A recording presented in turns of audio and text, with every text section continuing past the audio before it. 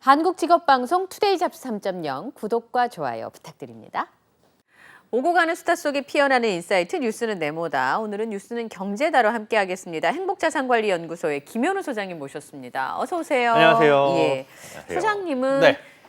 몇 살까지 일을 하고 싶으십니까? 저는 글쎄요. 그 계속적인 무언가의 잡이라는 건 있었으면 좋겠는데, 일은 있었으면 좋겠는데, 그게 생계를 위해서 네. 하는 일이라면은 그거는 좀 육체적으로 힘들지 않을 때까지. 요즘은 워낙 이제 뭐 의학도 발달하고 그러니까 그 육체적으로 힘든 수준이 어딘가는 모르겠는데, 대략. 글쎄요. 지하철에서 노약자석에 앉아도 될 정도의 어떤 그 외향을 갖출 때까지, 네. 예, 그럴 때까지. 한 6, 70대까지는 일을 하고 요즘 싶어요. 근데 모르겠어요. 60, 70대 어르신들 보면 60대는 특히나 그렇고요. 할아버지 할머니라고 전혀 느낌이 없어요. 그 부르기에도 되게 젊으시고. 그래서 예. 지금 생각엔 한 70대 중반일 것 같은데 예. 모르겠어요. 그 나이가 되면은 또 한 80대가 넘어가지 않을까.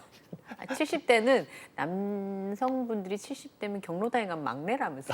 그러니까 그래서 남자분들이 잘 안 가신다. 요즘에 심부름 그- 자꾸 시켜가지고.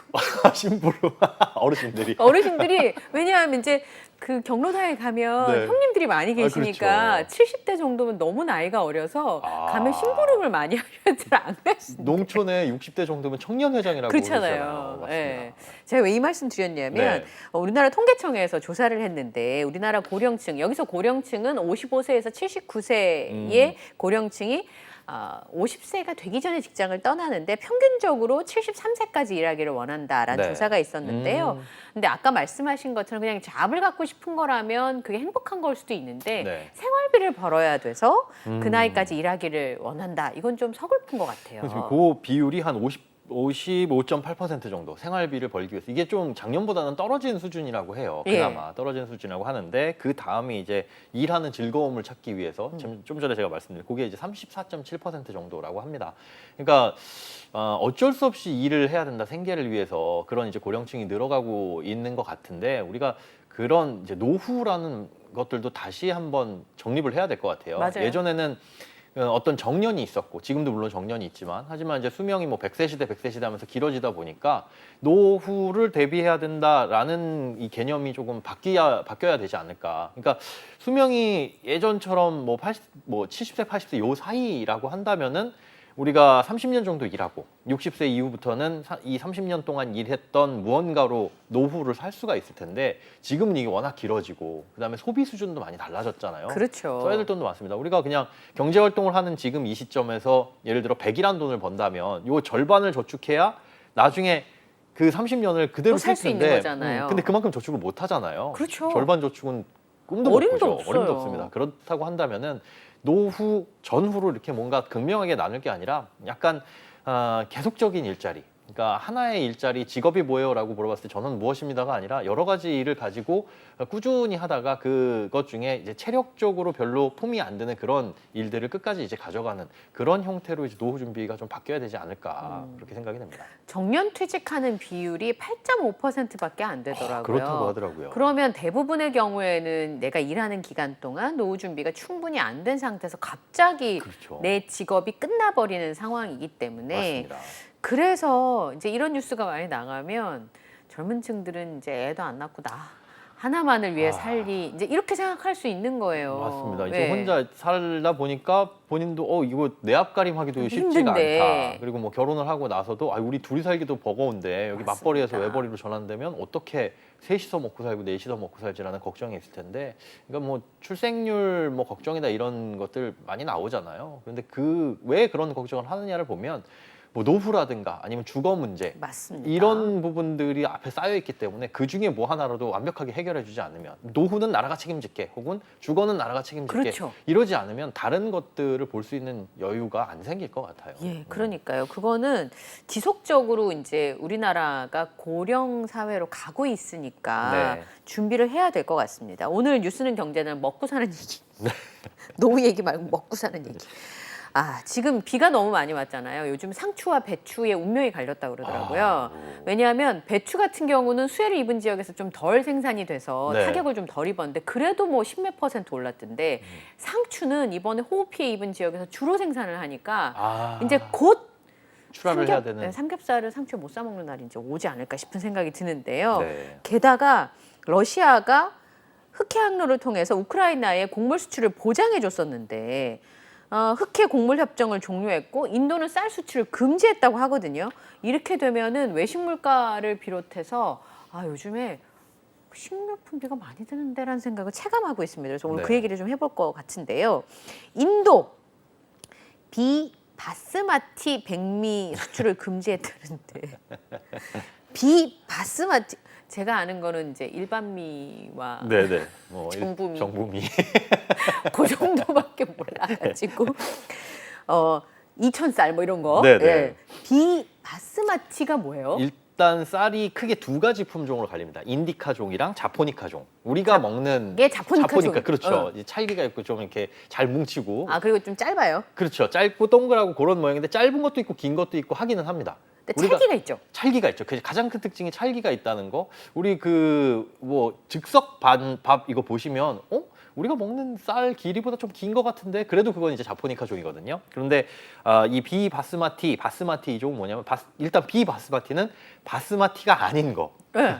비는 한자면니까 안일 비니까요. 안일 비를 쓰고 예. 그러니까 바스마티 종이 아닌 건데 이 바스마티 종도 인디카 종의 다양한 품종 중에 하나다. 그래서 이 바스마티 종은 쌀알이 조금 길쭉하고 흔히 우리가 동남아 여행이나 이런 데 안남미라고 가면 하는. 그런 것들. 그런데 이것도 이제 바스마티라는 품종인데 그냥 뭐 찰기 없이 굴러다니고 후후 불면 날아갈 것 같은.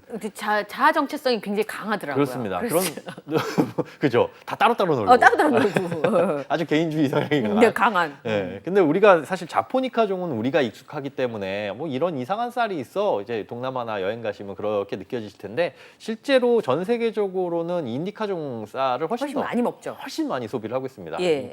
이 자포니카 종 같은 경우에는 뭐 일본하고 우리나라가 주로 이제 많이 먹는 품종들이고 그런데 그 인디카 종 중에 바스마티라는 쌀 품종이 있고 그 외에 이제 바스마티가 아닌 인디카 종의 품종들이 있는데 지금 인도에서는 바스마티가 아닌 비바스마티의 쌀을 수출을 이제 안 하겠다, 수출을 금지한다라는 조치를 내린 겁니다. 근데 인도가 지금 전 세계적으로 굉장히 많은 쌀을 공급을 하고 있거든요. 작년 한 해만 하더라도 한 2천만 톤이 넘는 쌀을 수출을 했고 이걸 이제 수입하는 나라가 한 150여 개국. 그러니까 네. 아주 다양한 국가에서 인도 쌀을 많이 소비를 하고 있는데 비바스마티 쌀은 그 2,200만 톤 중에 한 40% 정도, 1,000만 톤 정도에 달하니까 이걸 금지한다면 전 세계적으로 공급되고 있던 부분에 있어서 이 인도에 쌀을 수입하고 있었던 나라 같은 경우에는 굉장히 큰 타격을 입게 되는 거죠.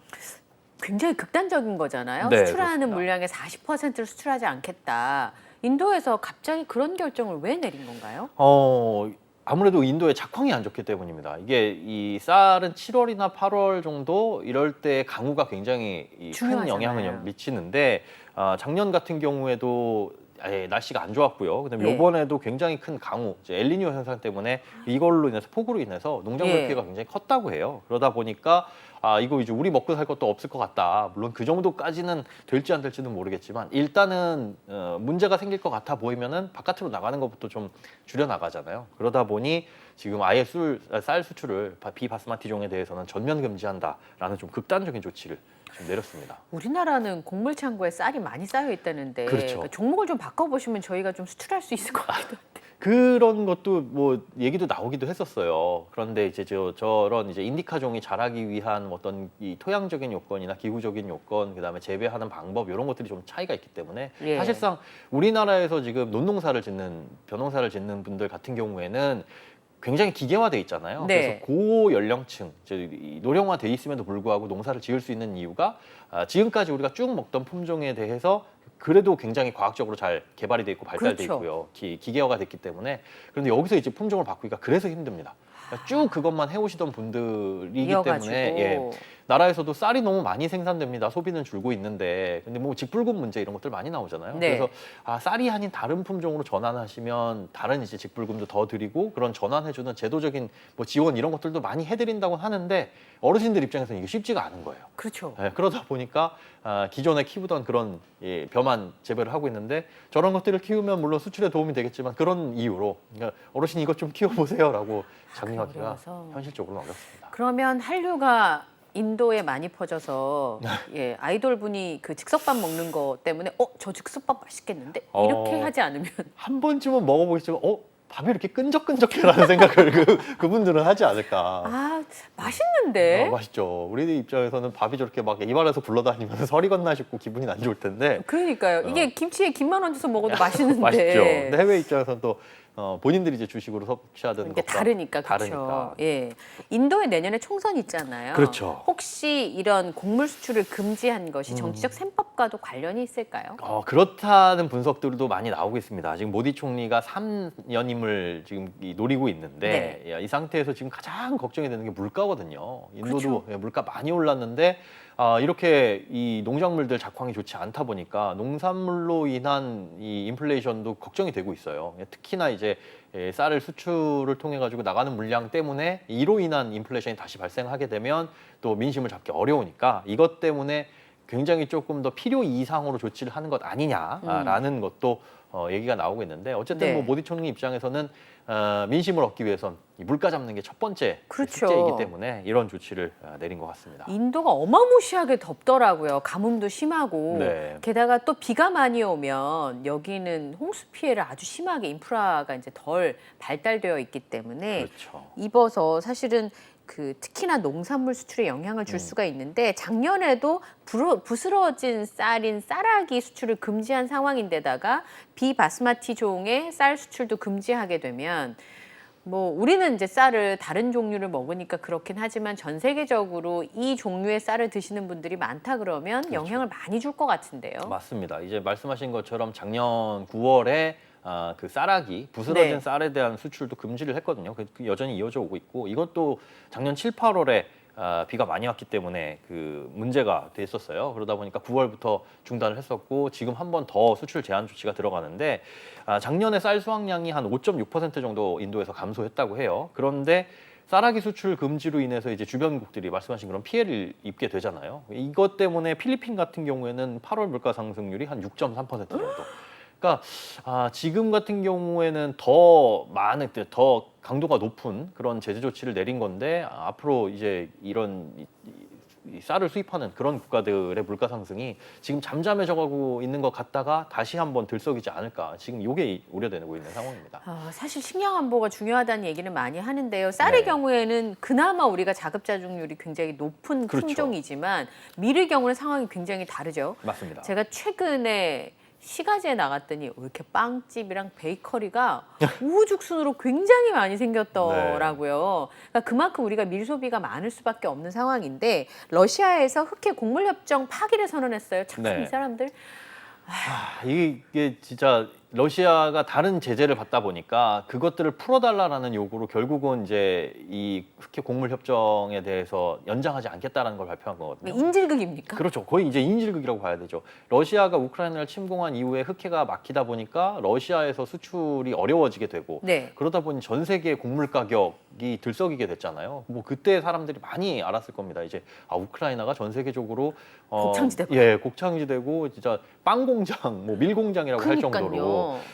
그러다 보니까 곡물 수출이 막히고 전 세계적으로 물가가 들썩들썩 거리다 보니 이제 유엔하고 튀르키예가 나서가지고 그러지 말아라. 이제 흑해에 대해서 이쪽으로는 수출을 하는 것은 막지 말아라라는 이제 곡물 협정을 체결을 했습니다. 근데 그게 이제 작년 7월 22일이었는데 1년이 돼서 이게 딱 만기가 돼서 연장을 할 줄 알았는데 아예 이제 연장은 안 하겠다. 그 조건으로 뭐 이것저것 지금 러시아에 가해져 있는 제재를 풀지 않으면 우리는 이거 연장 안 하겠다. 라는 이제 발표를 했습니다. 그러다 보니까 지금 전 세계적으로 또다시 그럼 곡물 가격이 들썩이는 거 아니냐라고 해서 밀 가격, 이제 선물 가격이 그 당일에만 한 6.9% 정도 급등하는 모습을 보였고요. 실제로 이게 어떻게 이어질지는 모르겠지만 만약에 이렇게 협정이 종료된 채로 쭉 이어지게 되면 작년 3월부터 우리가 겪었었던 그런 이제 이 곡물 가격으로 인한 인플레이션을 다시 한번 또 겪을 수도 있겠다라는 우려가 나오고 있습니다. 얼마 전에 라면 가격 올라가지고 그렇죠. 정부하고 라면 생산업체하고 실갱이가 있었잖아요. 네. 그래서 일부 라면만 가격을 올리고 나머지는 올리지 않는 걸로 뭐 이렇게 결론을 내기도 했었는데 네. 우리나라 밀 자급률이 5%가 안 되지 않습니까? 맞습니다. 이제 밀은 대부분 수입하고 있는데 한 80% 정도를 미국하고 호주하고 그다음에 그 우크라이나에서 이제 예. 수입을 해오고 있거든요. 그러다 보니까 굉장히 이제 다변화라도 되어 있으면 그렇죠. 한쪽이 막혔을 때 어디선가 이제 수입하는데 조금 더 양을 늘리면 되니까. 그런데 지금 같은 경우에는 뭐 다변화돼 있다고 해도 답이 나올 상황은 아니에요. 왜냐하면 전 세계적으로 이제 밀이 부족해지게 되면 그러니까 미국도 자기들도 부족하면 그렇죠. 우리나라 수출하는 물량을 줄이거나 가격이 올라갈 수밖에 없는 상황인 맞습니다. 거잖아요. 네. 그래서 이제 우리나라 같은 경우에는 한 3개월 정도 쓸 밀을 미리 이제 이 비축을 해놓고 있는 상황이에요. 그런데 작년에 이제 우크라이나 사태가 난 이후에 전쟁이 발발한 이후에 그 비축분도 다 소진하게 되고 그 다음에 이제 비싼 가격으로 사오게 되니까 그게 점점 뭐 영향. 라면 가격이라든가 빵 가격 이런데 과자 가격에 영향을 미칠 수밖에 없는 건데. 최근에 그랬죠. 밀 가격이 떨어졌는데 왜 제분업계들 뭐 과자, 라면 가격 안 내리냐 정부에서 압박은 줬습니다. 근데 사실상 그때 당시에 이제 제분업계도 억울한 게 그 3개월을 비축해 두기 위해서는 좀 미리 계약을 하고 미리 사야 되는데 그러다 보니까 6개월 후에 가격을 선물 가격으로 삽니다. 그러니까 네. 쉽게 얘기해서 6개월 후에 우리가 밀을 살 테니까 이 가격에 줘라는 걸 예약을 하는 거죠. 예약을 하는데 지금 상황에서 이렇게 전 세계적으로 밀 가격이 들썩이다 보니까 그 비싼 가격에 예약을 해오고 그때 가서 가격이 얼마가 되든 비싼 가격에 사올 수밖에 없습니다. 그런 약속을 지키지 않으면 누구와도 우리는 거래를 못 하게 될 그렇죠. 테니까요. 그래서 6개월 후에 비싼 가격을 주고 산 이 밀인데 그거 때문에 요즘 밀가루 가격이 떨어졌다고 해도 우리 제분업계는 억울합니다. 이건 비싼 가격에 사온 밀이라서 비싸게 팔 수밖에 없어요. 라고 하는데 정부가 압력을 주니까 뭐 제분업계들, 라면업계는 살짝 낮췄죠. 근데 지금 상황에서 그래 뭐 지금은 조금 싸게 살 수 있으니까 6개월 후에 손해보는 거는 그때 좀 메꿀 수 있을 거야 라고 생각했었던 이 제분업계도 다시 이렇게 밀가격이 올라가게 되니까 이 정부 압박에 의해서 내려놨던 거 이런 부분들에 대해서 좀 큰 타격을 입지 않을까 그런 예. 생각들도 듭니다. 근데 이게 밀만 오르는 게 아니더라고요. 네. 가뭄하고 폭우 때문에 커피 가격도 네. 오르고 작황이 다 안 좋다면서요. 맞습니다. 그리고 쌀도 오르고 여기 밀 가격도 오르고 동남아시아나 이런 국가들의 생산량이 심각한 영향을 받으니까 가격은 당연히 오를 수밖에 없는데 네. 이런 경우에는 신흥국의 물가가 오르면 금융시장에는 어떤 영향을 주게 되나요? 지금 신흥국 같은 경우에 주가나 이런 것들 굉장히 급격하게 오르고 있어요. 오르고 그래요? 있는데 예. 거기에 이제 지금 말씀하신 이런 곡물 가격의 인상이 이 찬물을 끼얹을 것이다 이런 우려들도 나오고 있거든요. 인플레이션 때문에. 네, 맞습니다. 곡물 가격이 오르게 되면 특히나 이제 동남아나 이런 곳들 굉장히 큰 타격을 많이 받겠죠. 그럼 물가가 많이 오를 텐데 그때 해당 국가의 중앙은행들이 할 수 있는 조치는 지금 우리가 겪고 있는 거 물가가 오르면 금리를 올려서 네. 소비를 좀 줄이거나 뭐 이렇게 시중의 유통량을 줄이는데 이 금리를 올린다라는 말인 즉슨 뭐 채권 가격이 떨어진다는 뜻인 채권 금리가 시중 금리가 올라간다는 거죠. 시중 금리가 오르게 되면 금융시장, 주식 시장 같은 경우에도 가격이 하락할 수도 있고요. 좋지 않은 뭐 영향을 부동산 받을 거래도 것이고. 안 좋아질 수 있고요. 네.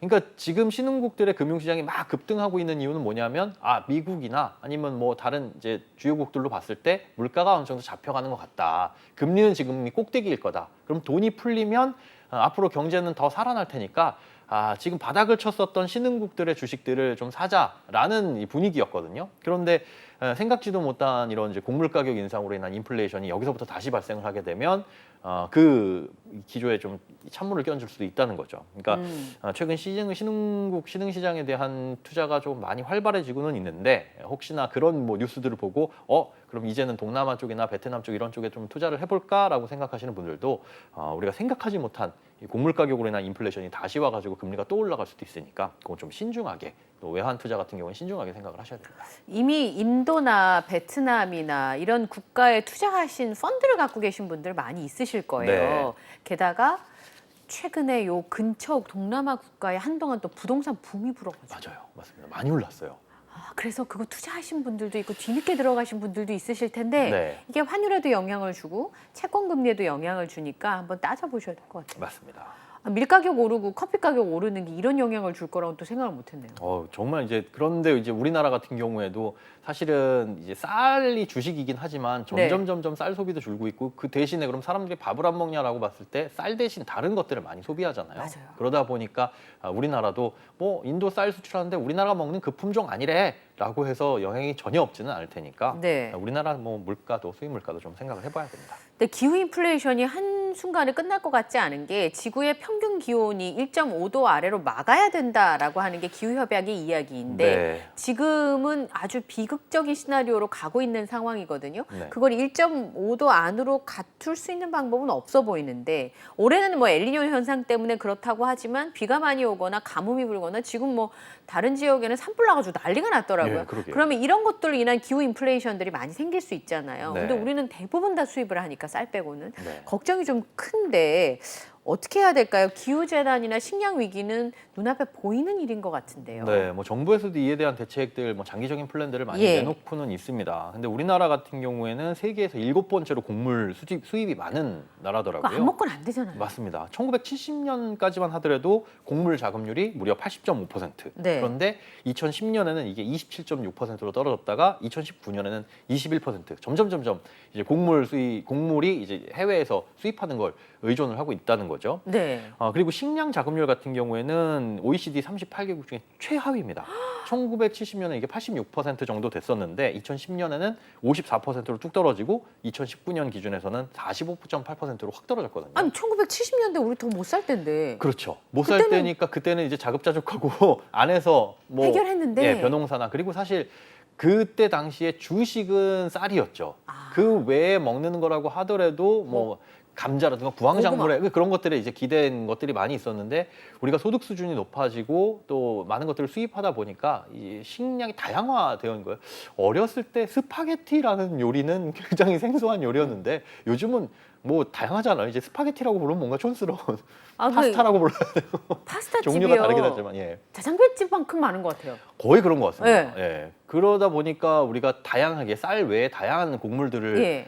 소비하다 보니까 그만큼 우리가 그러면 쌀을 그렇게 많이 생산하고 있다는데 곡물 수입이 왜 이렇게 크게 늘어났어? 라고 하는 게 수입하는 곡물을 주로 이제 소비하는 그게 늘어났기 때문에 또 식량 자급률도 그렇기 때문에 그럴 수도 있다라는 겁니다. 그런데 이렇게 지금 기후 위기 때문에 기후 변화 때문에 인플레이션 우려라든가 이제 뭐 식량 안보 문제가 생기다 보니까 우리나라에서도 대책을 내놓은 게 2027년까지는 식량 자급률을 55.5%까지는 끌어올리겠다. 지금 뭐 한 40% 초반대 되는데요. 이걸 55%까지 끌어올리는데 그럼 어떻게 할 것이냐라는 내용을 어떻게 할 봤더니 것이냐. 뭐 전문 생산 단지를 늘려서 대규모로 뭐 집중 생산하는 체계를 구축하겠다라고 해요. 그러니까 우리나라 식량 자급률이 벼 말고는 굉장히 많이 떨어져 있는 이유가 뭐냐면 실제로 다른 작물들을 재배를 대량으로 하는 시스템 자체가 구축되어 있지가 않습니다. 그러니까 가격 경쟁력이 떨어지는 거죠. 그렇죠. 벼농사 말고는 사실 같은 면적에 동일한 면적에 무언가 밭작물을 심기에는 노동력이 너무 많이 투입돼요. 그러니까 이게 기계화되지 않다 보니까 그렇죠. 뭐 미국 같은 데 보면은 옥수수만 키우더라도 비행기에서 뭔가 뭘 살포하고 이러잖아요. 그런데 지금 같은 경우 우리나라 같은 경우는 거의 다 손으로 하거든요. 그렇죠. 수작업으로 다 해야 되다 보니까 고령화되고 있는 이제 농촌 사회에서 다른 밭작물들을 하기가 어려운 거예요. 그래서 콩이라든가 이런 것들은 이 나라에서 좀 주력으로 수입산 콩을 좀 줄이고 그렇죠. 국산 콩을 좀 늘려가겠다라는 정책적인 방향을 잡고 있음에도 직불금을 좀 더 드리겠습니다. 보조금 드리겠습니다. 벼농사를 이제 그만하고 콩으로 바꾸세요라고 해도 안 되는 이유가 워낙 힘이 들기 때문에 그분들 같은 경우에는 지금 내가 더 힘들어서 돈을 많이 벌겠다가 아니라 지금 생계 유지하면서 할 수 있는 일을 하겠다라는 거거든요. 그러다 보니까 지금 정부에서는 이런 계획을 갖고 있는데 현재 고령화되어 있는 농촌 현실을 봤을 때 여기에 이제 젊은 인력들이 들어갈 수 있는 그런 제도적인 지원을 그렇죠. 하지 않으면 현실적으로 이런 부분들은 이루어지기가 쉽지 않을 것이다 이렇게 생각이 됩니다. 이 땡볕 때 고추 농사가 아휴 가장 어려운 게 이제 고추 농사. 진짜 허리 부러지잖아요. 그 바다에 개복치라는 그 물고기 아시죠? 네. 뭘만 해도 죽는 굉장히 예민한 생선이라고 하는데 네, 신경질적이. 예, 이 밭작물 중에 개복치라고 부르는 게 이제 고추. 별의별 피해를 다 입는. 엔간 뭐 이렇게 뭐 입마른병 돌면 그냥 끝나고. 그렇습니다. 네. 뭐 탄저병 돌면 끝나고 무슨 끝나고. 벌레 그 매운 걸 벌레가 왜 그렇게 먹는지 모르겠는데 그러면 또 끝나고. 네. 굉장히 키우기 어려운 작물이 고추. 근데 그 고추를 생산하지 않으면 우리 김치 못 담가 먹는데 그래서 이제 중국산 고춧가루 수입을 예전에는 가격이 좀 오르더라도 아꼈을지언정 국내산을 많이 소비를 했다면 1970, 80년대는 지금은 중국산이 너무 저렴하니까 맞습니다. 그걸 이제 수입을 하다 보니까 자급률들이 계속 떨어지는 거잖아요. 그리고 국산은 가격이 계속 올라가고. 계속 올라가고. 그러니까 아유 너무 비싸니까 이건 또 못 사 먹고 맞아요. 중국산 쓰고 그러죠. 그런데 중간에 유통 단계를 줄인다든지 네. 아니면 젊은 사람들이 들어가서 그러니까 미리 계약을 하는 거죠. 우리가 여기다 이렇게 공급하겠다. 네네. 그러면 어쨌든 가격을 안정적으로 가져갈 수 있으니까 네.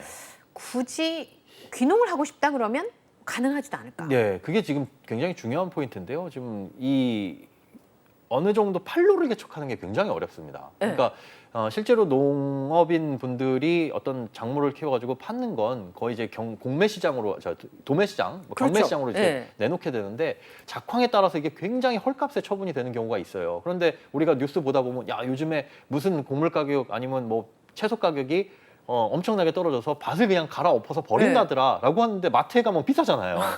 그러니까 이 중간에 팔로 오시겠습니다.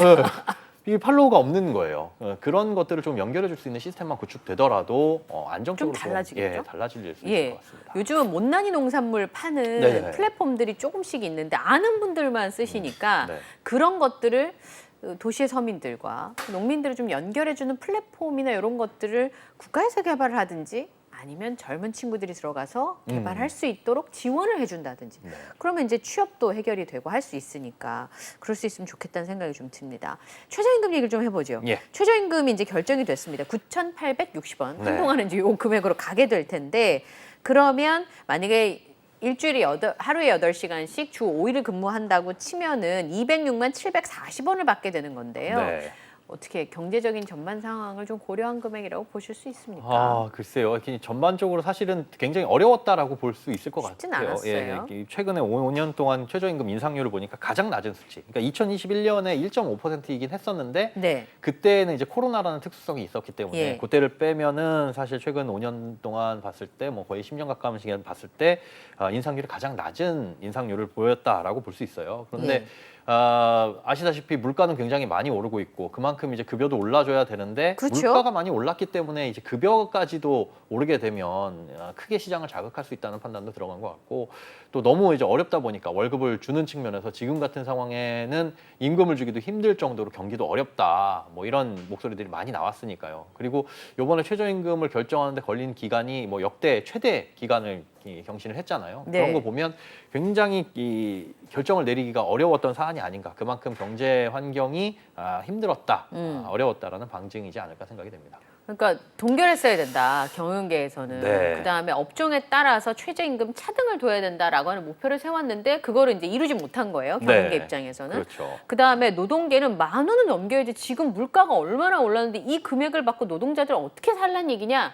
양쪽 다 불만이 큰 상황이에요. 네, 양쪽 다 불만이 큰데 들어봤을 때 다 일리가 있는 주장이라서 양쪽이 주장이. 그렇죠. 예. 지금 경제계 이쪽 이 고용주들 입장에서는 물가 많이 올랐긴 하지만 그만큼 지금 경기 상황이 안 좋다. 지금 전 글로벌적으로 경기 침체가 일어나는 상황에서 임금까지 올리게 되면 이 기업이 버티기가 힘들다. 특히 이제 사실은 대규모 대기업 같은 경우에는 최저임금의 영향을 크게 받지는 않죠. 사실 최저임금을 주지는 않으니까. 그렇죠. 그 이상의 임금을 주기 때문에 이 바닥에서 어떻게 올라가든지 간에 그게 크게 문제는 안 될 텐데 가장 힘든 거는 진짜 실질적으로 어려움을 겪고 계신 뭐 소상공인분들 이런 분들 같은 경우에는 그 최저임금 얼마 10원, 20원 올라가는 것 자체가 전체적으로 봤을 때 뭐 주유수당이나 이런 구조를 보면은 한 달 단위로는 꽤 큰 금액의 지출이에요. 맞습니다. 그런 비용 부담이 굉장히 커지다 보니까 이번에는 경제 상황을 고려해서 조금 멈췄어야 되는 것이 아니냐라는 주장입니다. 근데 그 소상공인 분들이 가져가는 액수를 보면 실제로 거기에 고용되어 있는 아르바이트생이나 이런 분들보다도 못 가져가는 경우가 많이 있으니까. 그런데 그렇다고 해서 그러면 그 일 그만두고 아르바이트 하시면 되죠라고 할 수는 없는 게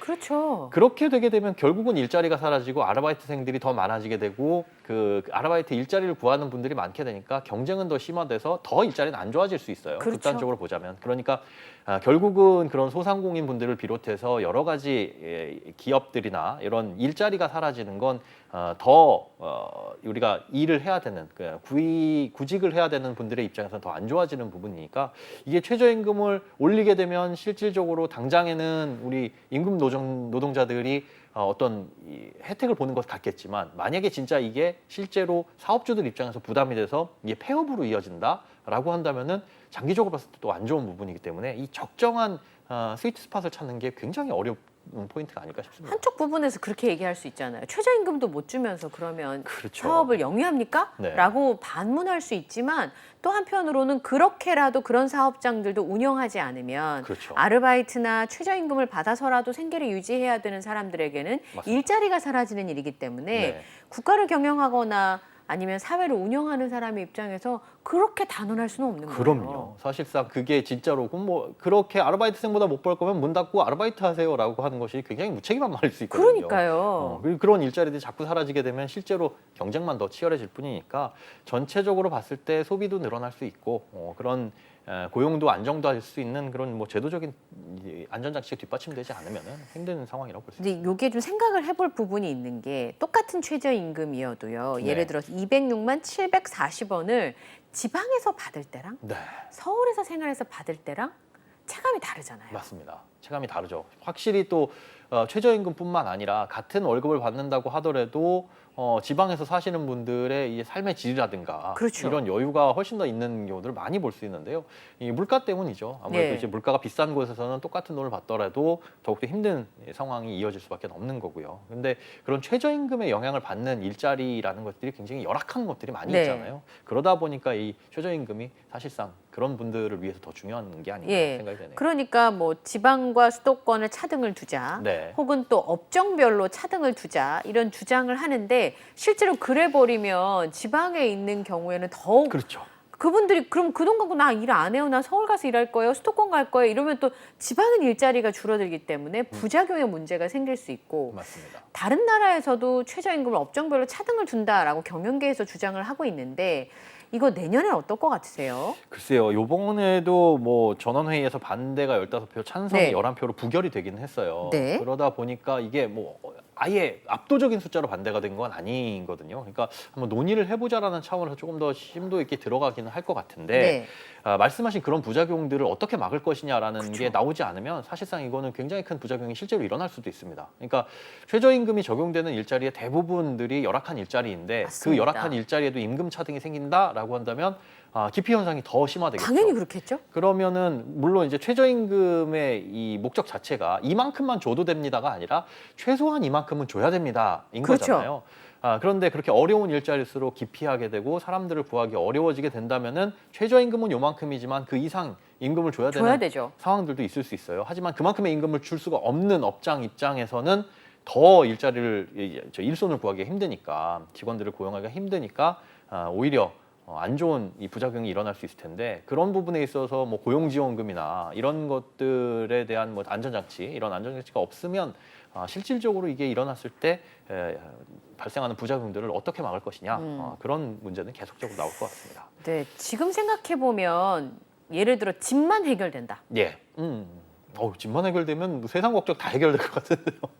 그러니까 국가에서 네. 임금을 올려라 내려라 뭐 이건 어떻게 할 수 없는 부분이니까요. 국가에서 해결해 줄 수 있는 건 저렴한 가격에 내가 주거를 해결할 수 있다. 네. 또 큰 비용이 들지 않고 의료비를 해결할 수 있다. 이 두 가지만 잡아줘도 맞습니다. 최저임금에 생길 수 있는 사각지대는 조금은 더 예방을 할 수 있을 것 같거든요. 네, 주거에 들어가는 비용이 굉장히 크기 때문에 크니까. 사실 그 부분을 어떻게 해결을 해주면 네. 뭐 어떤 일부 지자체 같은 경우에는 10,000원에 입주할 수 있는 월세 10,000원인 그런 예. 이제 공공주택들도 있으니까 그런 식으로 주거 문제를 해결해 줄 수 있다면 최저임금 정도를 받더라도 오히려 서울에서 팍팍하게 사는 것보다 훨씬 더 여유로운 생활, 그다음에 미래를 대비할 수 있는 조건이 마련이 되니까요. 네. 뭐 주거 혹은 뭐 교육 아니면 노후까지는 굉장히 어려운 문제일 수 그건 있는데 좀 어렵다 할지라도 주거하고 당장에 닥친 문제들, 뭐 교육 네. 문제들 이런 것들만 정부에서 해결을 해줄 수 있다면은 말씀하신 대로 그런 최저임금에 대한 해결책도 어느 정도 나오지 않을까 생각이 되네요. 예, 노후의 경우에도 저는 그 생각했거든요. 아프지만 않으면 그렇죠. 큰 돈이 아니어도 무병장수가 사실은 축복이죠. 예, 네. 왜냐하면 여든이 넘어가고 나서도 여행을 마음대로 다닐 수 있는 건강을 가지신 분들이 많지 않아요. 그렇죠. 그래서 해외여행은 70대, 국내 여행은 80대 넘으면 더 이제 동네에 산책해야 된다. 예. 뭐 이런 얘기들을 하시는데 그러면 사실은 그 생활 수준에 만족할 수 있어도 아프지만 병원비가 너무 많이 드니까 그렇죠. 자녀분들도 그걸 굉장히 힘들어하시잖아요. 그러니까 사람이 해결해야 되는 일 중에서 가장 돈이 많이 드는 것만 국가에서 좀 해결을 해줘도 아마 지금 임금의 문제로 생기는 갈등들은 좀 해결되지 않을까. 네, 좋은 말씀이십니다. 예. 자, 오늘 뉴스는 경제다. 김현우 소장님과 함께 이야기를 나눠봤습니다. 오늘 말씀 고맙습니다. 네, 고맙습니다.